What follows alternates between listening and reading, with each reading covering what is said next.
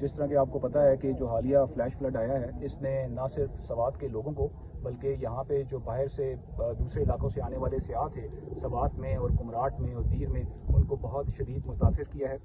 کچھ لوگ یہاں پہ پچھلے 48 to 72 آور سے اسٹرینڈڈ ہیں۔ ہماری جو جس طرح ہمیں آرمی چیف کی انسٹرکشنز ہیں اور 11 کور کی انسٹرکشنز ہیں، ہم ہر جو ٹورسٹ ہے اس تک انشاءاللہ وی ول ریچ ٹو دیم، اور ہم نے ان سے اپنا کمیونیکیشن اسٹیبلش کر لیا ہوا ہے۔ پچھلے 36 آورز میں ہم نے 15 جو لوگ ہیں ان کو کمراٹ سے ریسکیو کیا ہے، اراؤنڈ 50 جو ہیں ان کو ہم نے کالام سے ریسکیو کیا ہے، اور 50 اور جو ہیں وہ آج ہم شام سے پہلے کالام سے ریسکیو کر لیں گے۔ اوور آل اگر میں سوات کی بات کروں تو اس میں ہم نے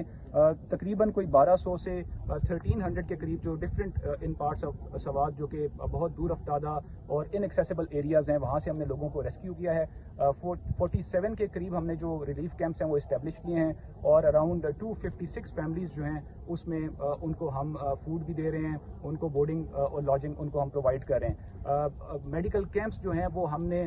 5 تحصیلوں میں کل بھی اسٹیبلش کیے تھے، اور اس میں ہم نے جو دور افتادہ علاقے ہیں جس طرح پیوچار ہے، جس طرح کلنگی ہے بٹکیلا میں، اور اس طرح باقی جو علاقے ہیں ان میں بھی ہم نے جو اپنی ریسکیو اور میڈیکل ایفرٹ ہے وہ ہم کر رہے ہیں۔ ہمارا اس وقت جو ریسکیو کا فوکس ہے وہ ڈیفینیٹلی کالام میں جو ٹورسٹ اسٹرینڈڈ ہیں ان کے اوپر ہے، اور جیسے ہمیں انسٹرکشنز ہیں اس مشکل وقت میں